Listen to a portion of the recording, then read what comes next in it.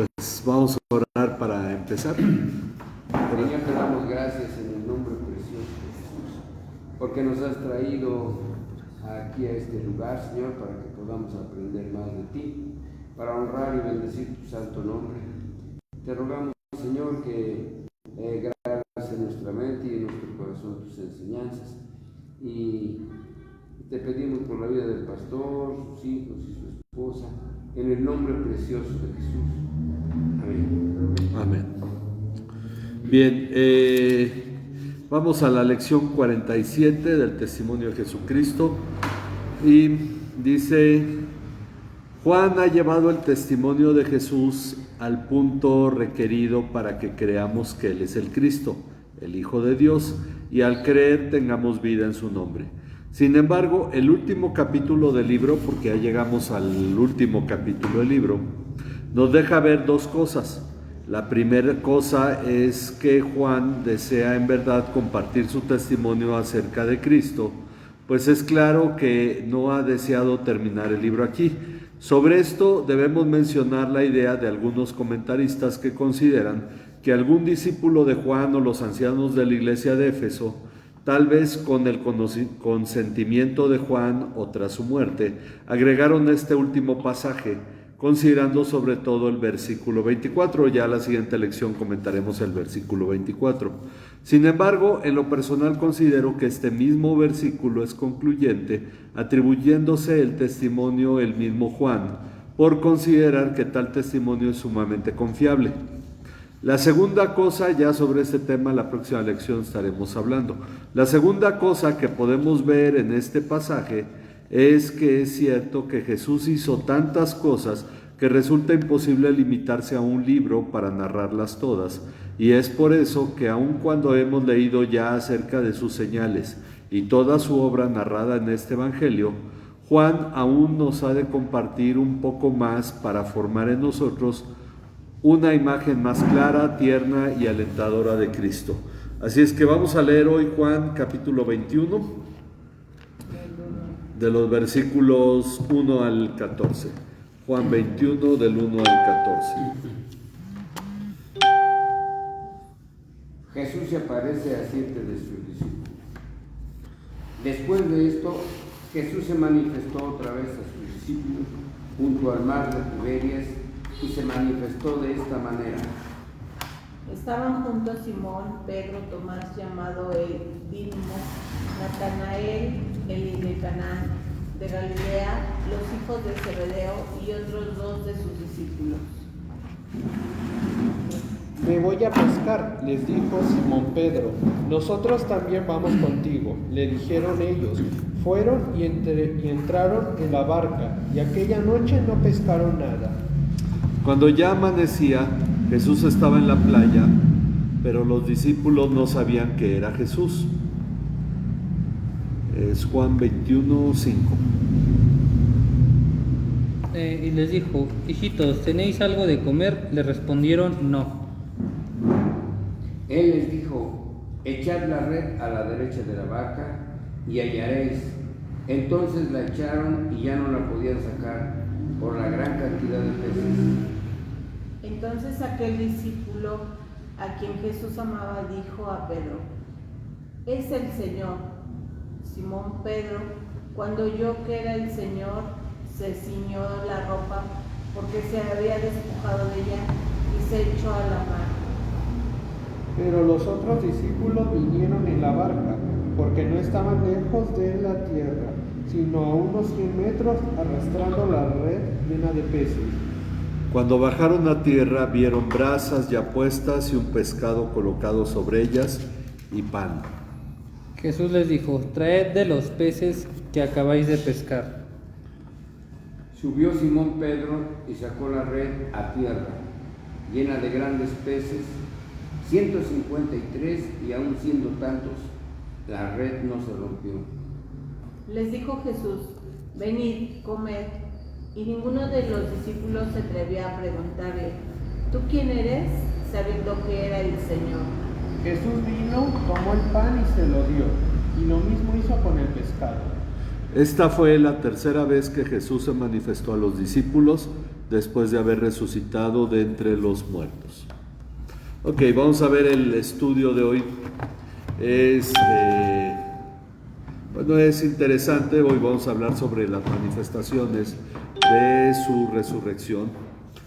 Dice, Jesús se manifiesta a sus discípulos.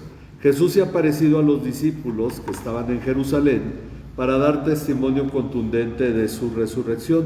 Sin embargo, Él aún ha de aparecer en otras ocasiones a diferentes personas.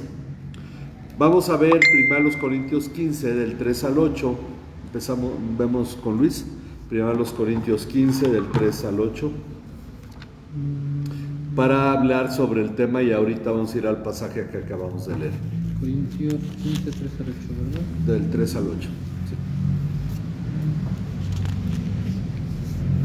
Dice, porque primeramente os he enseñado que lo que asimismo recibí, que Cristo murió por nuestros pecados conforme a las Escrituras, y que fue sepultado y que resucitó al tercer día conforme a las Escrituras, y que apareció a Cefas y después a los 12. Después apareció a más de 500 hermanos a la vez, de los cuales muchos viven aún y otros ya duermen. Después apareció a Jacobo, después a todos los apóstoles, y al último de todos, como un abortivo, me apareció a mí. Ok, entonces vamos llenando aquí. Dice el apóstol Pablo, dice en este pasaje, porque yo les entregué en primer lugar lo mismo que recibí, que Cristo murió por nuestros pecados. Cristo murió por nuestros pecados, conforme a las Escrituras, que fue sepultado y que resucitó al tercer día, conforme a las Escrituras también. Pablo va citando en esto los evangelios que ya estaban escritos. Que se apareció a Cefas, aquí se refiere a Pedro, ¿verdad? Y después a los 12. Perdón, sí, ya, adelante, a los 12. Ok. Luego se apareció a más de 500. A más de 500, es decir, no solo fueron unos cuantos. Incluso él se anima a decir a 500 hermanos a la vez, la mayoría de los cuales viven aún, es decir, les pueden preguntar si es cierto o no. Pero algunos ya duermen, algunos ya se fueron con Cristo. Después se apareció ¿a quién? A Jacobo. Como aparece aquí solo y solo señala a Jacobo, pensamos, es más fácil pensar que se refiere a Jacobo su hermano, porque generalmente Jacobo, el hermano de Juan, generalmente viene acompañado de Juan o alguno de los discípulos. Se apareció a Jacobo, luego a todos los apóstoles, y al último de todos como un nacido fuera de tiempo. Dice abortivo en la Reina Valera, ¿verdad?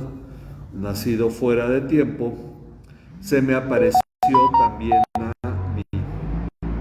Bueno, aquí es donde Pablo habla de la resurrección de Cristo. De hecho dice, el apóstol menciona algunas manifestaciones de Jesús que no nos narran los evangelios. Los evangelios no hablan de las 500 personas ni de Jacobo. Por lo que no dudamos que haya habido aún más manifestaciones no incluidas en la Biblia, sobre todo si consideramos Hechos 1:3. Vamos a ver Hechos 1:3.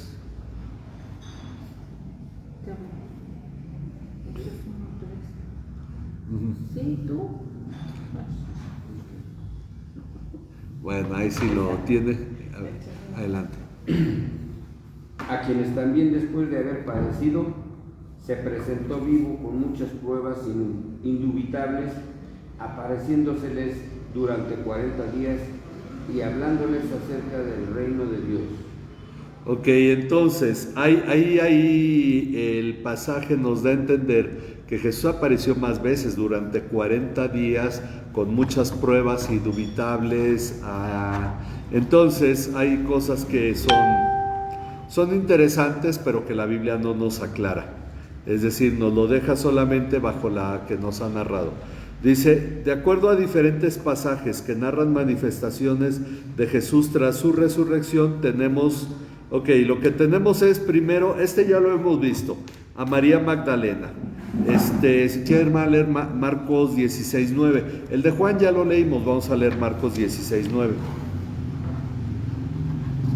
Habiendo pues resucitado Jesús por la mañana, el primer día de la semana, apareció primeramente a María Magdalena, de quien había echado 7 demonios.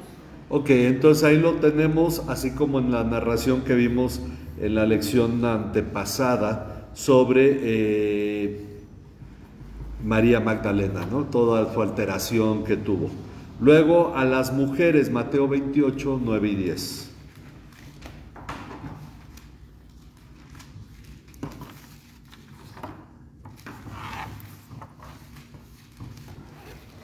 Mateo 28, 9 y 10. Y luego va a ser el de Lucas, pero nada más el 24, nada más el 34. 9. De repente Jesús les salió al encuentro, diciendo, saludos, y ellas acercándose abrazaron sus pies y lo adoraron.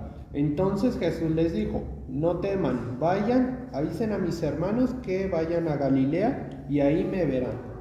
Ok, entonces a las mujeres, según esta narración, luego están Cleofas y su compañero, porque los que van de camino de Emaús nos dice que uno se llamaba Cleofas. Este es Lucas 24, 13 al 35, pero vamos a ver Lucas 24, 34 y 35 nada más. Que decían, es verdad que el Señor ha resucitado y se ha aparecido a Simón. Y ellos contaban sus experiencias en el camino y cómo lo habían reconocido al partir el pan. Ok, aquí hay algo que es interesante, bueno, dos cosas. Esta es la conclusión del testimonio de ellos que iban camino de Emaús y que Jesús se les apareció, pero los demás estaban diciendo que Jesús se le apareció a Simón.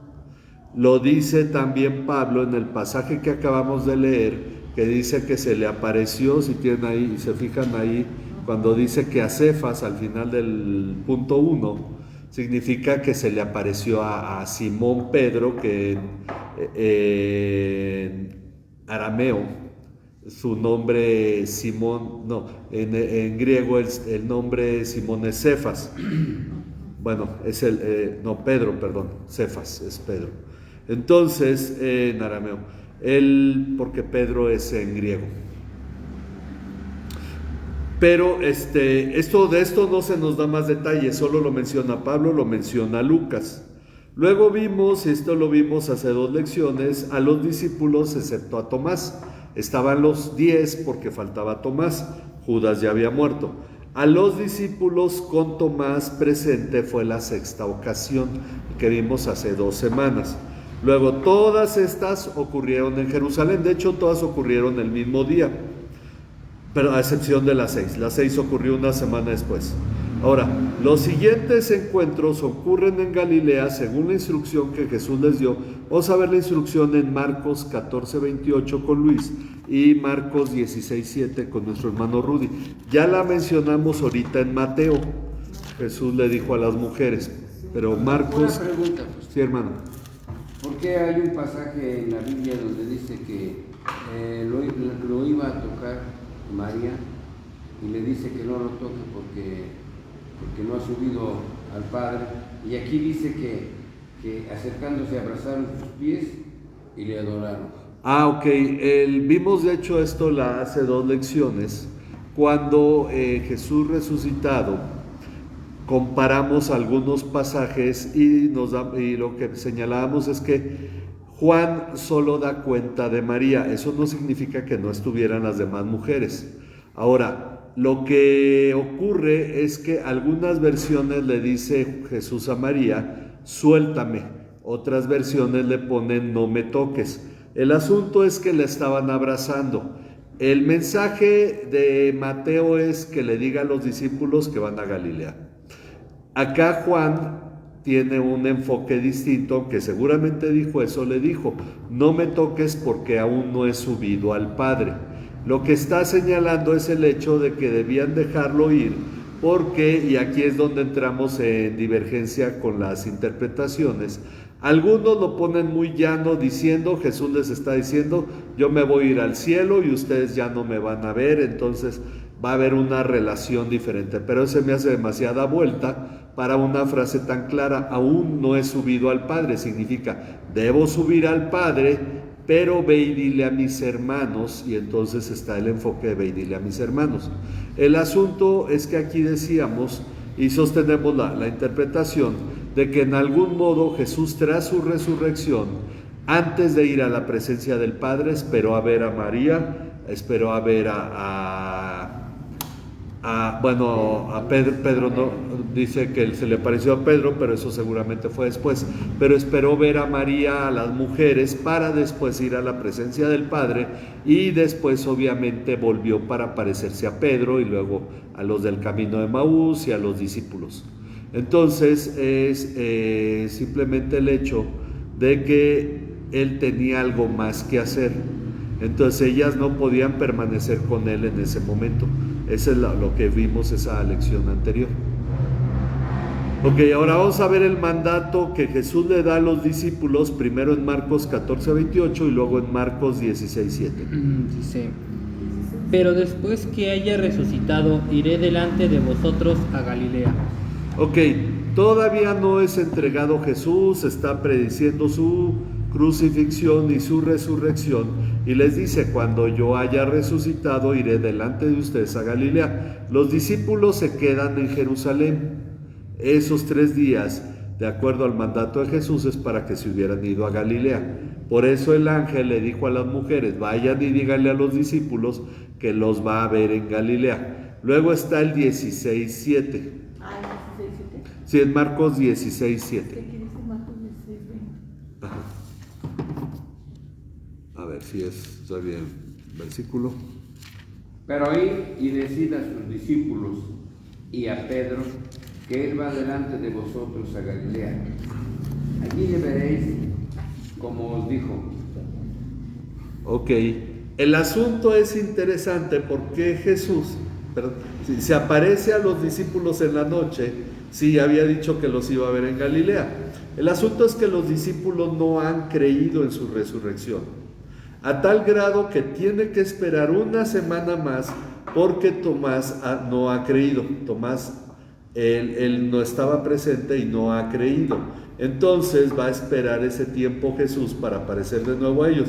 ¿Qué hizo en ese tiempo? ¿A quién se apareció? La Biblia no se encarga de decirnos, Dios no espera que lo sepamos, pero lo que sí sabemos es que una semana después Jesús se aparece a los discípulos, y entonces la siguiente ocasión, según el dicho de Juan, la siguiente ocasión que se apareció en Galilea. ¿Ok? ¿Por qué? Porque todas estas que hemos señalado ocurrieron en Jerusalén, pero ahora vienen las de Galilea, a los 7 junto al mar de Tiberias, que acabamos de leer.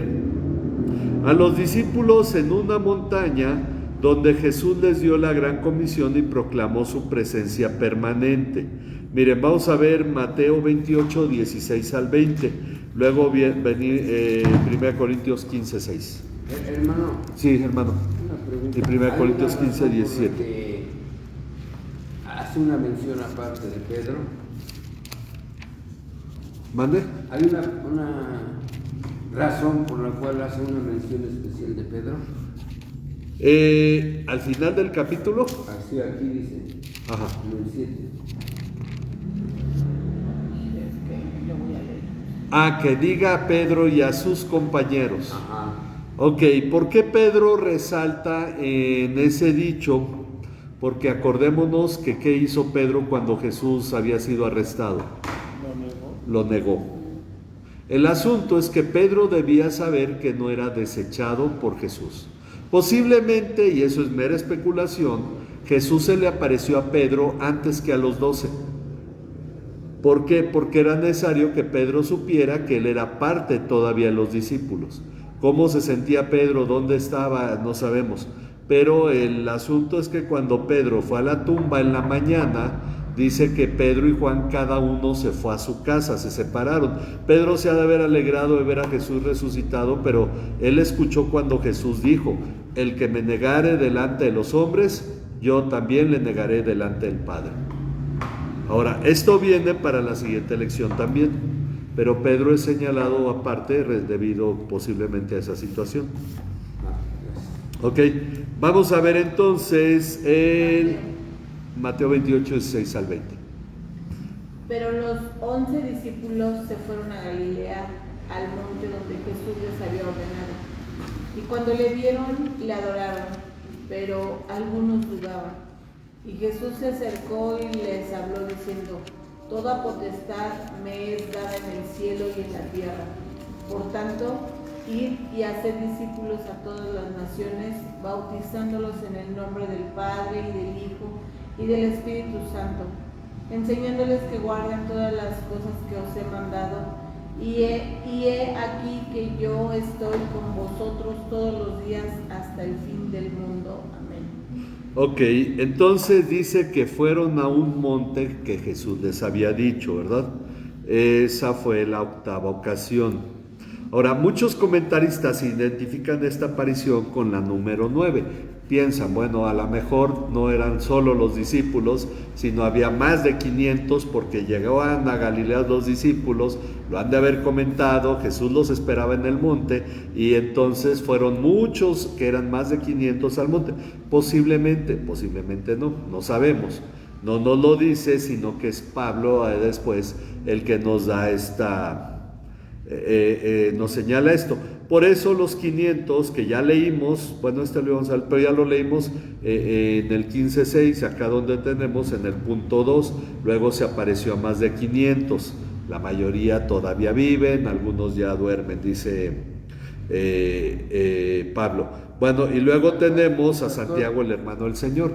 Sí. Perdone, aquí hay una enseñanza clara de cómo se debe de bautizar, ¿no? ¿En cuál?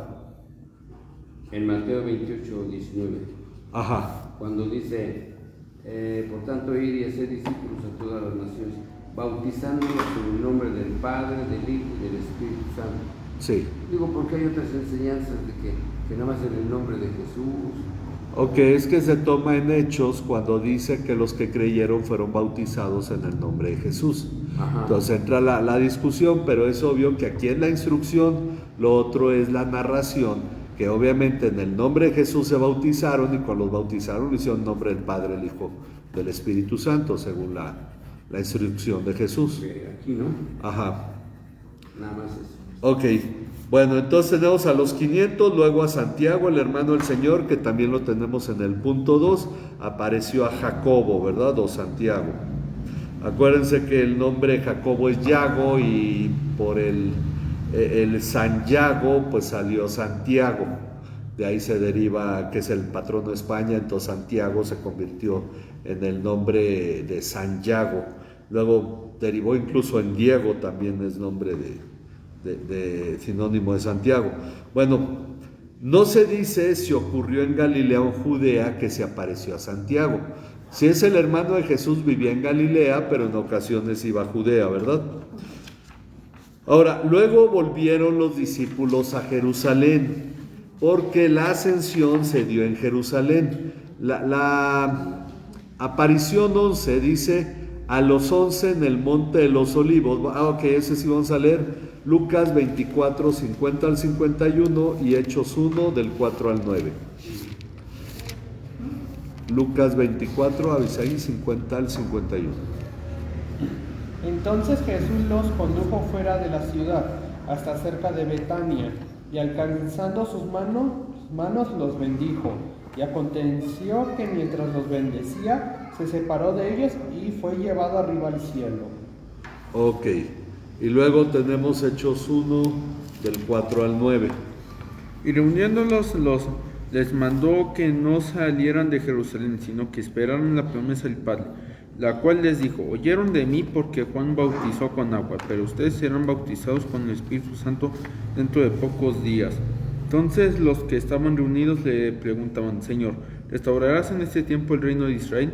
Jesús les contestó: no les corresponde a ustedes saber los tiempos ni las épocas que el Padre ha fijado con su propia autoridad, pero recibirán poder cuando el Espíritu Santo venga sobre ustedes y serán mis testigos en Jerusalén, toda Judea y Samaria y hasta los confines de la tierra. Después de haber dicho estas cosas, fue elevado mientras ellos miraban, y una nube lo recibió y lo ocultó de sus ojos. Ok.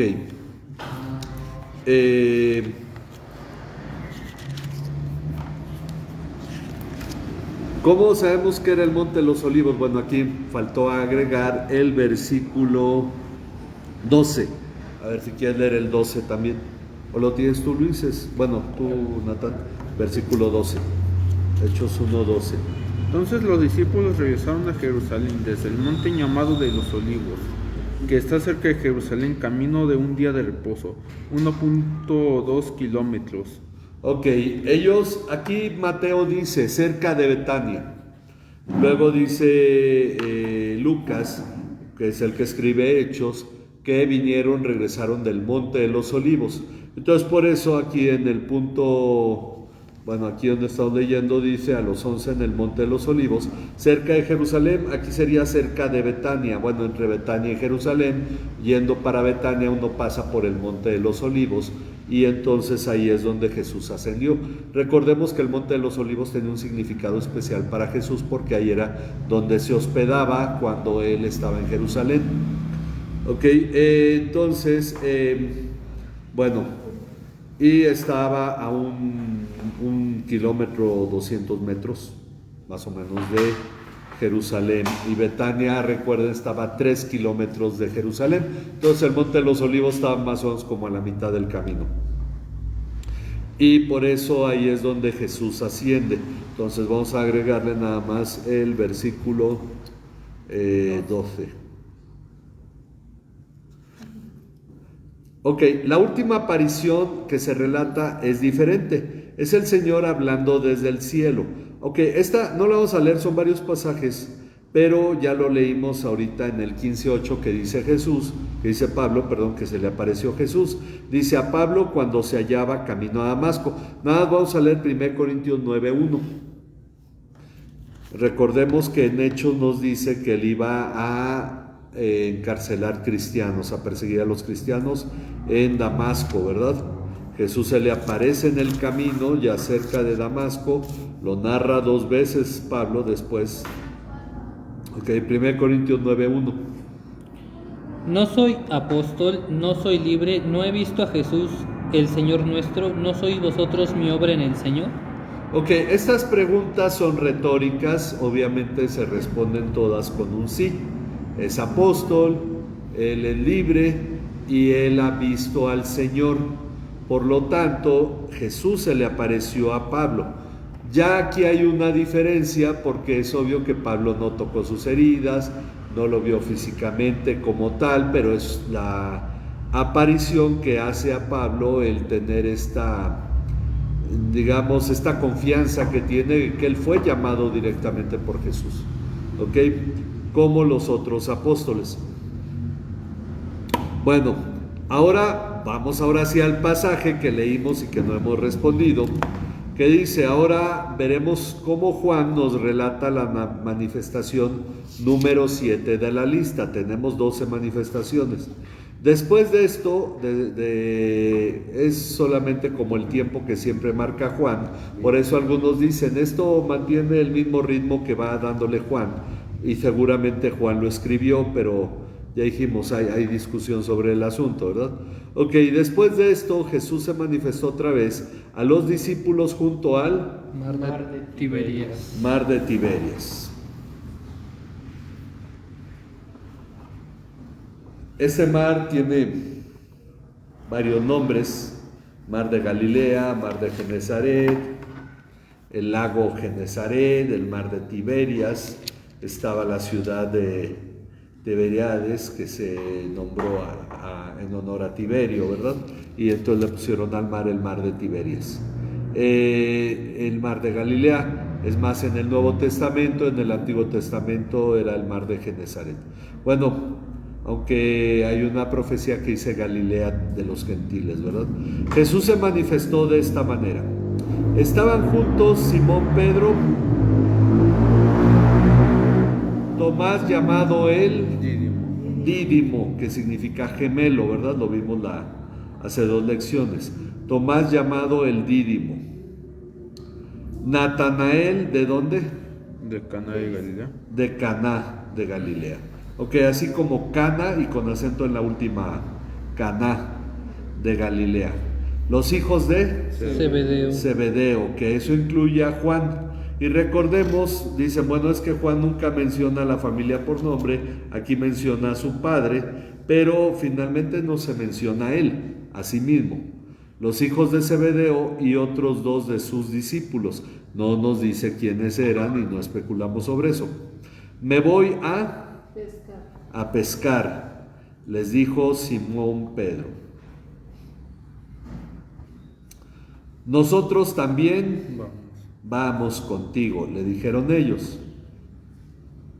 Jesús los había citado en Galilea, ¿verdad? De todo lo que sabemos, no hay nada que comentar sobre la razón por qué solo se encontraban reunidos 7 de ellos, pues los probables motivos son muchos. Los otros salieron a ver a su familia porque volvieron a Galilea, los otros fueron a comprar comida y se entretuvieron, muchas cosas. Todavía no llegaban a Galilea, se entretuvieron en Judea. Pueden ser por muchos motivos, no tiene razón discutirlo. Lo mismo ocurre con el motivo por el que Pedro haya tenido la iniciativa de ir a pescar, pues todo deriva en mera especulación, porque es lo clásico decir, bueno, pareciera que Pedro estaba soltando la toalla y ya decía, bueno, esto ya no vale la pena, etc. No, la razón por la que estaban en Galilea era porque Jesús los había citado ahí y ellos sabían que Jesús estaba vivo.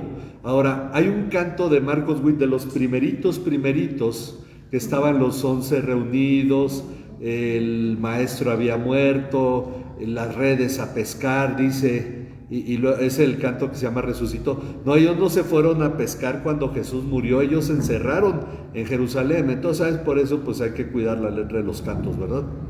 Entonces,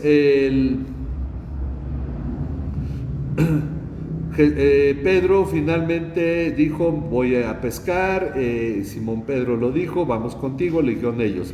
Fueron y entraron en la barca. Acuérdense que Pedro era dueño de una barca. Juan y Jacobo, su papá era dueño posiblemente de varias barcas, porque tenía varios empleados. Ok, entraron en la barca y aquella noche no pescaron nada.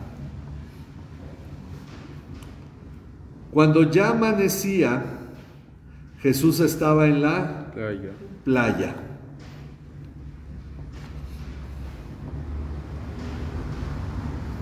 Pero los discípulos no sabían que era Jesús.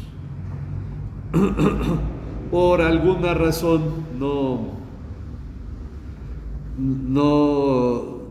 finalmente ya lo habían visto resucitado, conocían ya su aspecto resucitado. Jesús les dijo, hijitos, dice la Reina Valera, hijos dice la Nueva Biblia de las Américas, pero pues esto yo considero más lo de hijitos. ¿Acaso tienen algún pescado? Vamos a ver Juan 13:33. ¿A quién le toca? A nuestro hermano, ¿verdad? Juan 13:33.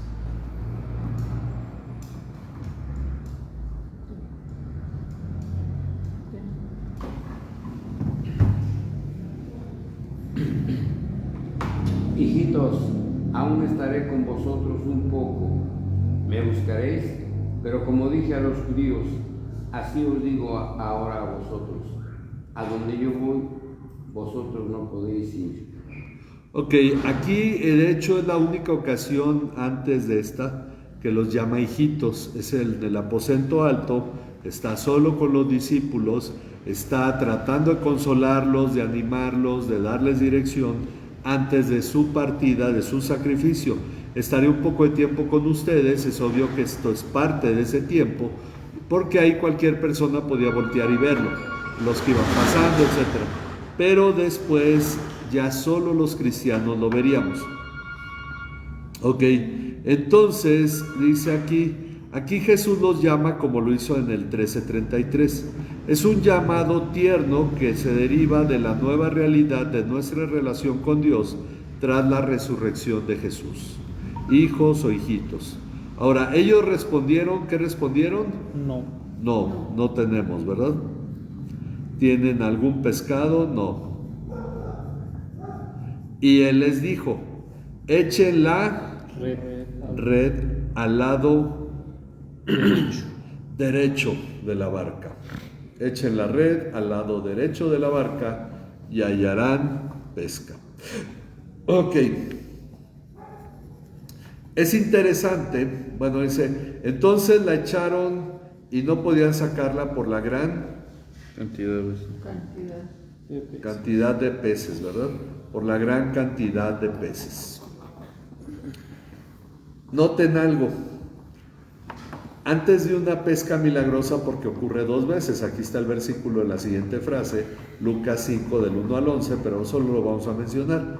¿Qué les pasa a Pedro y a los que están pescando con él una noche antes de que Jesús aparezca? No hay nada. No pescan nada. Eso es frustrante, en las 2 ocasiones. Ahora, a lo mejor esta ya no fue frustrante, fueron a pescar porque pues ya entendían su misión. Esto lo hicieron más porque pues les agradaba pescar y no era malo que pescaran. Ahora, pero no pescaron nada esa noche. ¿Por qué? Porque al otro día sí iba a aparecer Jesús. Notemos aquí una enseñanza, como antes de la aparición de Jesús no hay fruto, y luego cuando Jesús aparece hay un fruto enorme. Entonces dice, aquel discípulo a quien Jesús amaba, es decir, Juan, dijo ¿a quién? A Pedro. A Pedro. Dijo a Pedro, el primero que lo reconoció fue Juan. Es el Señor. Posiblemente lo reconoció por el milagro, posiblemente por su aspecto, porque estaba leyendo un comentario que decía, Juan era rápido para pensar, Pedro era más rápido para actuar. Pedro se lanzaba sin pensar muchas veces, ¿no? Entonces, de hecho ahorita lo vamos a ver. Juan pues meditaba más las cosas. Recuerden que Juan llegó, no entró a la tumba, se quedó viendo. Pedro, como iba, se frenó hasta dentro de la tumba, ¿no?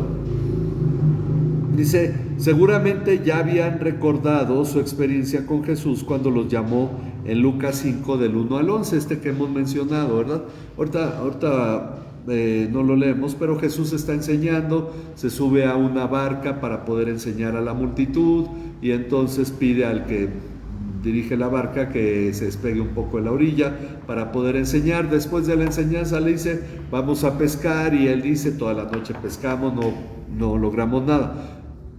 ¿Por qué pescaban en la noche? Algunos dicen por el calor, etc. Bueno, la realidad es que generalmente se buscaba que los peces cayeran en la red, y al estar oscuro era más fácil que los peces no vieran la red y no buscaran evitarla. Por eso las redes generalmente se echan en las noches para en la mañana recoger la pesca. Pero no habían pescado nada, y entonces Jesús les dice que lancen la red del otro lado. Pedro le dice, pues no hemos pescado nada, pero en tu nombre lo haré. Y entonces cuando ven que es mucho y que la barca se está hundiendo y llaman a los de otra barca, que seguramente la de Juan, Jacobo y su padre Zebedeo, pues les ayudan para sacar la red. Aquí muchos peces, vamos a ver cuántos fueron, pero dice, oyendo Simón Pedro que era el Señor, se puso la ropa, porque se la había quitado para poder trabajar, y se echó al mar. ¿Para qué? Pues para correr a la orilla, porque eso es lo que hizo. De hecho llegó a la orilla nadando y se echó al mar. Pero los otros discípulos vinieron en la barca. Ellos no se echaron al mar, ellos se pusieron a chambear, y pues Pedro ya los había dejado, ¿verdad? Vinieron en la barca porque no estaban lejos de tierra, sino a unos 100 metros, arrastrando la red llena de peces. Arrastrando la red llena de peces. Cuando bajaron a tierra, vieron brasas ya puestas, ya había prendido una fogata el Señor, y un pez o pescado, solo uno, ¿verdad? Colocado sobre ellas, y pan. Ahí sí no dice cuánto. El pan y el pescado era algo común para los galileos por el mar, ¿verdad? Y es lo que vemos que Jesús con eso alimentó a la multitud. Jesús les dijo, traigan algunos de los peces que acaban de sacar.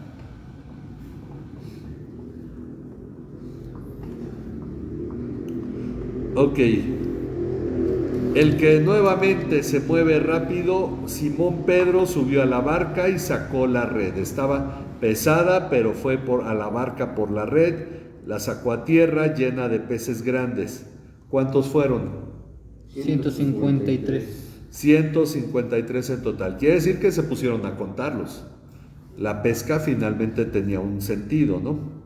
Y aunque había tantos, la red no se rompió. Ahora, aquí hay una diferencia en traducción de versiones. Dice, Jesús les dijo, vengan y... La Reina Valera dice coman y muchas versiones dicen desayunen. La intención enseña que era temprano, ¿verdad? Vengan y desayunen o vengan y coman.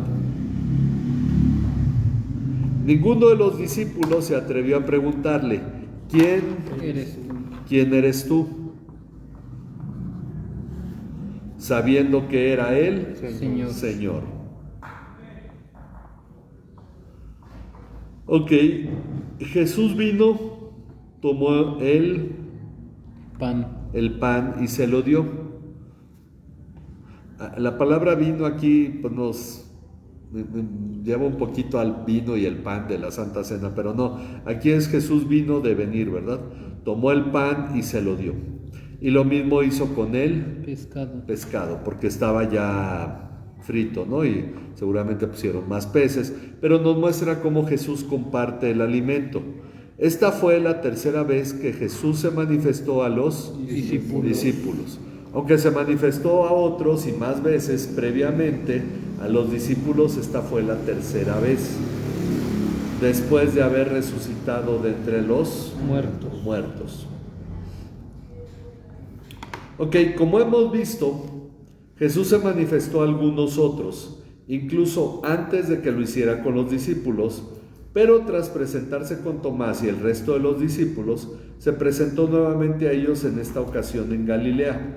Así se va manifestando la forma en que Jesús desea convivir con su pueblo, ahora que ha sido glorificado por el Padre. Es decir, ¿por qué hace esto Jesús? ¿Por qué hacer esta manifestación, llegar, la pesca, mandarlos a Galilea? ¿Por qué todo esto? Porque Jesús ya no tiene un ministerio terrenal, está descansando de esto, conviviendo con ellos. Por eso me gusta ese término de vengan y desayunen, porque Jesús, el desayuno tiene un sentido especial, ¿sí o no? Es un sentido de comunión, de convivencia. Ya después en Apocalipsis dice, si alguien abre la puerta, entraré a él y cenaré con él y él conmigo. Pero noten cómo Jesús le da siempre el sentido de convivencia a la comida. Compañerismo, convivencia en la comida. Entonces, esto es lo que Jesús está haciendo, mostrando su convivencia con su iglesia. Les queda a ellos, es un privilegio que ellos tuvieron. No había ahí otros, ¿cuántos? 4 discípulos faltaban, ¿verdad? Entonces, porque eran 11, no estaban otros 4 por alguna razón, pero fue un privilegio para ellos desayunar con Jesús. Y esta es la razón por la cual hay un sentido importante en este tipo de convivencia. ¿Ok? ¿Alguna pregunta? ¿No? Bueno, pues vamos a orar entonces para terminar. Vamos a darle gracias a nuestro Dios. Les recuerdo que el viernes tenemos reunión de oración y el sábado desayuno de mujeres, hablando precisamente de desayuno. Ok, vamos a orar.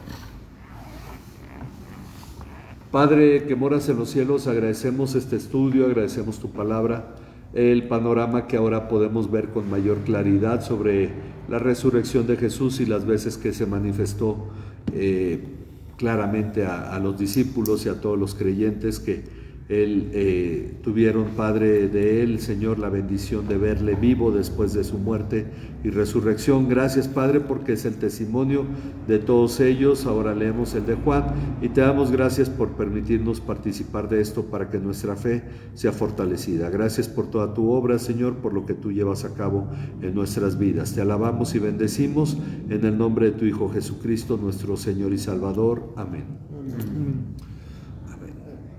Dios le